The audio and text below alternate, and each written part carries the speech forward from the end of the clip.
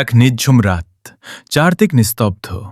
কোনো শব্দ নেই, কোনো সাড়া নেই, শুধু রাতের অন্ধকার আর একটি তাঁবু। সেই তাঁবুতে শুয়ে আছেন আল্লাহর সবচেয়ে প্রিয় বন্ধু হজরত ইব্রাহিম আলাইহিসসালাম।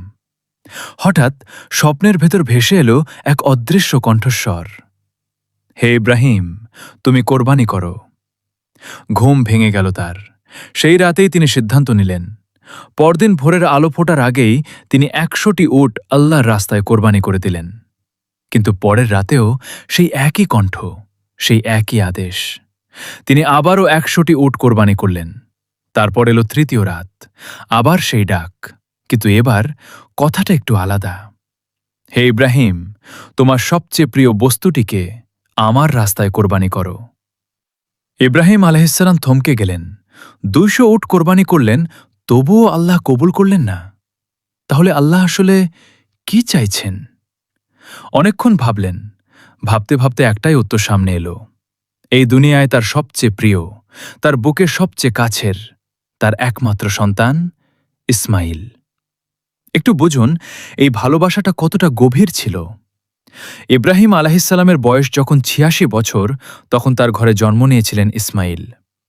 এত বৃদ্ধ বয়সে পাওয়া এক সন্তান, বংশের একমাত্র আলো, বুকের সবচেয়ে কাছের মানুষ, আর সেই সন্তানকেই আল্লাহ চাইছেন। ইব্রাহিম আলাইহিসসালাম মনে মনে বললেন, এটাই যদি আল্লাহর ইচ্ছা, তাহলে আমি পিছুপা হব না। দুনিয়ার কোনো কিছুই আল্লাহর ভালোবাসার পথে বাধা হতে পারবে না। তিনি ছেলেকে ডাকলেন, বৎস, গোসল করো, সুন্দর পোশাক পরো, আজ তোমাকে নিয়ে একটু বাইরে যাব। ছোট্ট ইসমাইল, যে ছেলেবেলা থেকে বাবার সাথে থাকার সুযোগই পায়নি, সে তো আনন্দে লাফিয়ে উঠল, দৌড়ে গেল মায়ের কাছে। আম্মাজান, আম্মাজান, শুনছেন? আব্বাজান আমাকে নিয়ে বাইরে যাবেন, তাড়াতাড়ি আমাকে গোসল করিয়ে দিন। বিবি হাজেরা একটু অবাক হলেন। স্বামীকে জিজ্ঞেস করলেন, সত্যিই কি ইসমাইলকে নিয়ে যাচ্ছ? ইব্রাহিম আলাইহিসসালাম শুধু বললেন, হ্যাঁ হাজেরা, তৈরি করে দাও। হয়তো অনেকের মনে প্রশ্ন জাগছে, আল্লাহর নবী কি তাহলে মিথ্যা বললেন?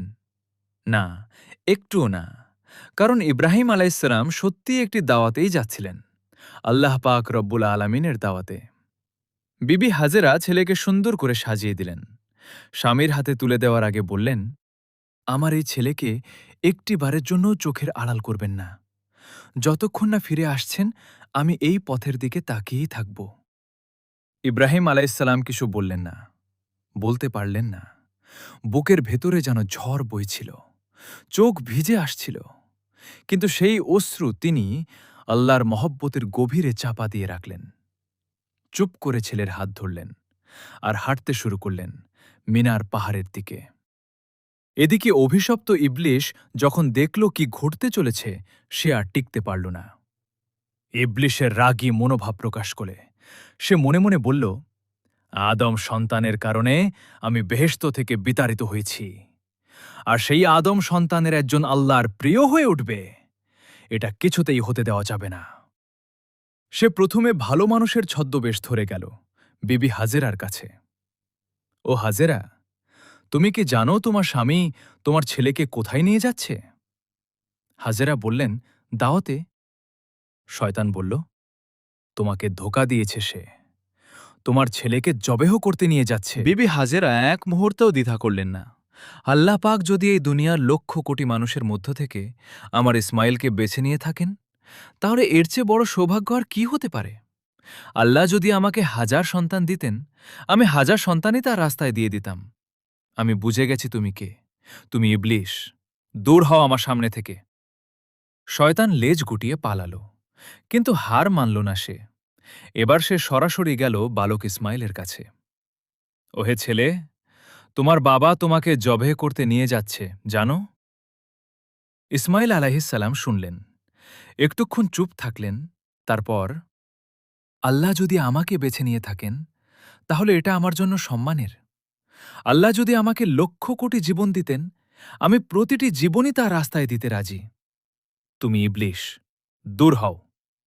বলেই তিনি মাটি থেকে পাথর তুলে নিলেন আর শয়তানকে লক্ষ্য করে ছুড়তে শুরু করলেন। সেই স্মৃতির সম্মানেই আজও হাজিরা হজে গিয়ে শয়তানকে পাথর নিক্ষেপ করেন। মিনার প্রান্তরে পৌঁছে ইব্রাহিম আলাহিসাল্লাম পুত্রকে সব খুলে বললেন, হে আমার বৎস, আমি স্বপ্নে দেখছি যে তোমাকে জবেহ করছি, তোমার কি মতো? ইসমাইল আলাহিসাল্লামের জবাব ইতিহাসের সবচেয়ে সাহসী জবাবগুলোর একটি। আব্বাজান, আপনি যা আদিষ্ট হয়েছেন তাই করুন। আল্লাহ চাইলে আপনি আমাকে ধৈর্যশীলদের মধ্যে পাবেন। এরপর সেই ছোট্ট ছেলেটি নিজেই বাবাকে ৩টি অনুরোধ করল। আব্বাজান, প্রথমত আমার হাত পা ভালোভাবে বেঁধে নিন। মৃত্যুর যন্ত্রণায় যদি ছটফট করি আপনার গায়ে লেগে যায়, এটা আমি চাই না। দ্বিতীয়ত, আমার চোখ কাপড় দিয়ে বেঁধে নিন। আমার মুখের দিকে তাকালে আপনার হাত কাঁপতে পারে। আল্লাহর আদেশ পালনে যেন কোনো বাধা না আসে। আর তৃতীয়ত, ফিরে যাওয়ার সময় আমার রক্তমাখা জামাটা আম্মাজানকে দিয়ে যাবেন, আর বলবেন তিনি যেন দুঃখ না করেন। বলবেন আমরা একদিন বেহেশতে একসাথে থাকব। ইব্রাহিম আলাইহিসসালাম আর কথা বলতে পারলেন না।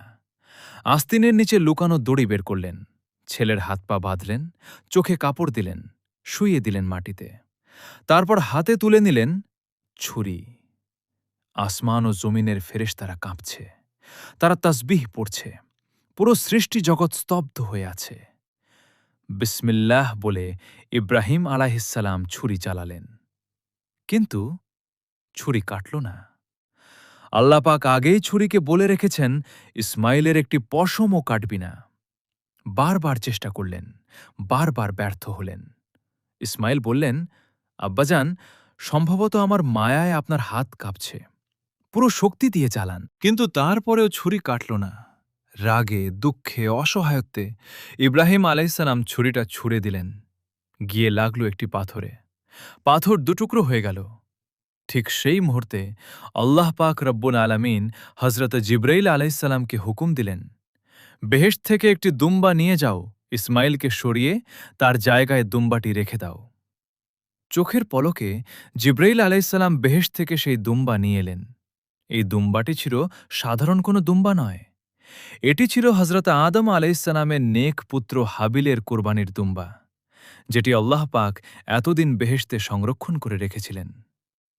ইব্রাহিম আলাইসাল্লাম আবার ছুরি হাতে নিলেন, বিসমিল্লাহ বললেন, ছুরি চলল, কোরবানি সম্পন্ন হল। আলহামদুলিল্লাহ, আলহামদুলিল্লাহ বলে তিনি চোখ খুললেন, আর দেখলেন ইসমাইল তার পাশে দাঁড়িয়ে আছে। কোরবানি হয়েছে একটি বেহেশতি দুম্বা। হজরত জিব্রাইল আলাইসাল্লাম বললেন, হে ইব্রাহিম, আল্লাহ তাআলা আপনার প্রতি সন্তুষ্ট হয়েছেন, আপনি পরীক্ষায় উত্তীর্ণ হয়েছেন, আপনি ও আপনার পুত্র দুজনেই। আর আল কোরআনে আল্লাহ নিজেই ঘোষণা করলেন, তারা যখন উভয়ই আল্লাহর অনুগত হল এবং ইব্রাহিম পুত্রকে জবেহের জন্য কাত করে শুইয়ে দিল, তখন আমি ডাক দিলাম, হে ইব্রাহিম, তুমি সত্যিই স্বপ্নের আদেশ পালন করলে। এভাবেই আমি সৎকর্মপরায়ণদের পুরস্কৃত করি। নিশ্চয়ই এটা ছিল একটি সুস্পষ্ট পরীক্ষা। এই ছিল সেই মহান কোরবানির কাহিনী, একজন পিতার অসীম ত্যাগ, একজন পুত্রের অকুণ্ঠ আত্মসমর্পণ, একজন মায়ের অটল বিশ্বাস। এই ৩টি মানুষ আমাদের শিখিয়ে গেছেন, আল্লাহর ভালোবাসার সামনে দুনিয়ার কোনো কিছুই বড় নয়। আল্লাহ পাক রব্বুল আলামিন আমাদেরকেও সেই ত্যাগ ও তাওয়াক্কুলের সামান্যতম অংশ নিজেদের জীবনে ধারণ করার তৌফিক দান করুন। আমিন।